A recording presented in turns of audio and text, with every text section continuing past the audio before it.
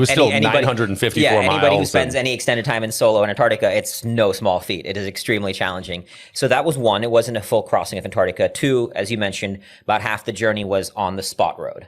So that is not an unsupported journey. It's just it's a different kind and not only does the spot road flattened out, it also has flag markers every few hundred feet. So you don't actually have to navigate. You can just follow the flag markers. That was the second. And the third one was the distance he had been covered before.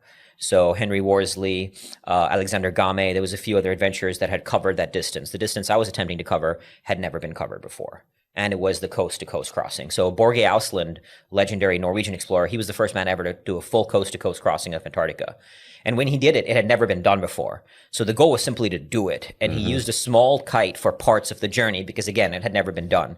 What I was attempting to do was a style evolution off that, like anything, right? Yep. The first man to reach the South Pole, the goal is just to get there. And then style evolutions happen after that feat has been pioneered. So I was very humbly following in Borge's footsteps to attempt a full coast-to-coast without any wind power, without kites. But that was those three elements were the distinction between what Colin did and what I was attempting to do. Awesome. That's helpful. Yeah. As a buddy of Colin's, I was sort of saddened to see people shit talking his expedition, because it's like without question, I think it was 56 days alone. Yeah. 954 miles. Yeah. Right. Pulling a 350 pound sled behind him. Yeah. Which, like you said, no small feat. It's definitely no